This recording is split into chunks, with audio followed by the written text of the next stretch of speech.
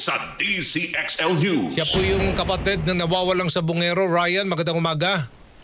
Magandang umaga rin po. Ryan, this is Aljo Bendijo. Live na tayo sa DCXL News 558 RMN Manila.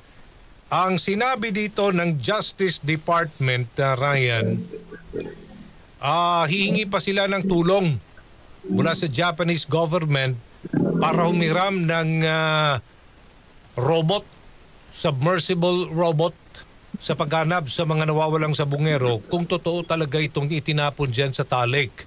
So go signal na lang mula sa DOJ ang hinihintay ng Philippine Coast Guard para simulan yung kanilang 50 technical divers and search operation. Anong masasabi mo dyan?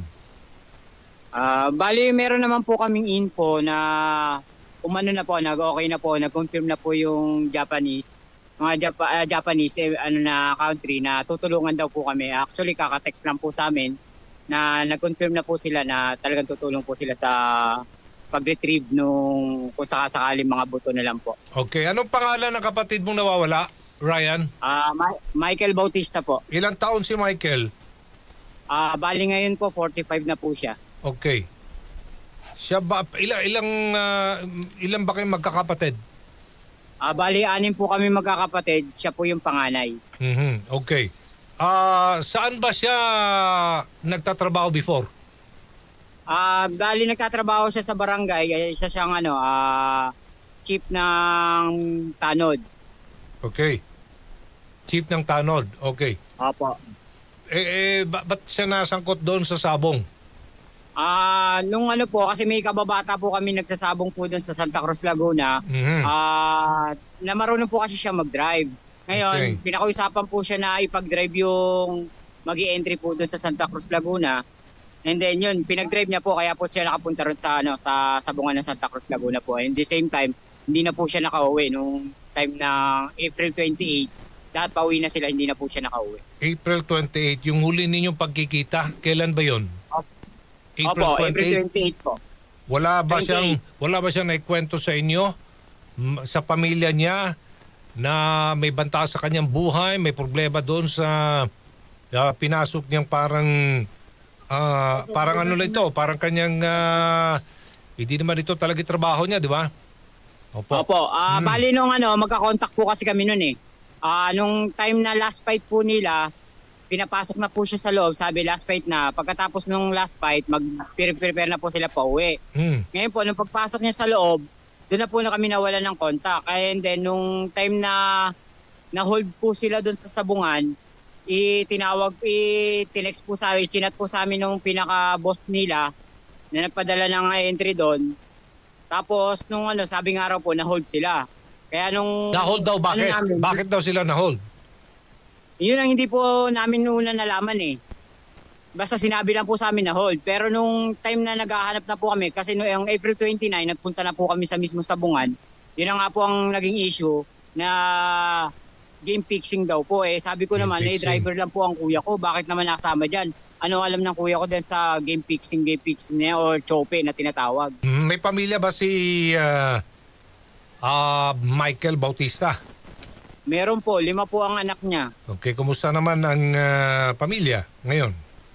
Naiwang pamilya? Sa 4 years po namin na experience, yung pamilya na po talagang hirap na hirap kasi si kuya lang po ang inaasahan nila pagdating sa income. Okay. Ngayon, napilitan po yung nanay nila magtrabaho. At the same time, buti na lang po, nagsumikap po yung pangalawa niya, nakagraduate po, at least ngayon po may trabaho.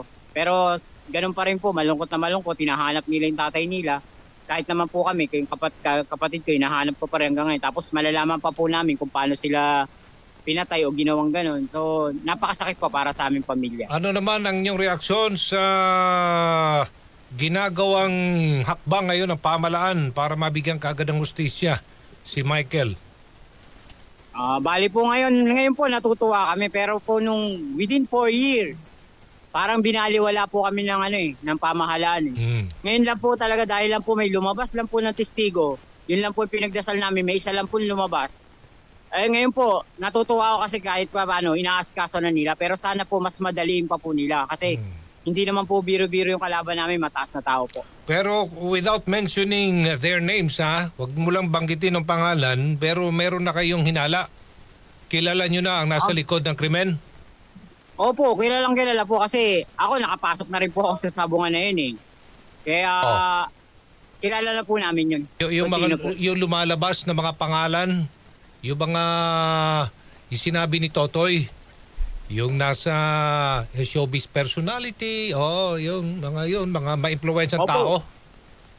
Opo, kilala na po namin yun. Kahit naman po yung pinaka si alias Totoy na yung kilala naman po namin yun. Okay, sige. So anong susunod yung mga hakbang ngayon na gagawin? Habang inaantay ninyong talagang umpisa na ang pagsisid ng Coast Guard sa 50 technical drivers and search operation upang sa ganoon ay ma-retrieve yung mga labi ng kapatid mo at yung ilang pa mga nawawalang sa bungero.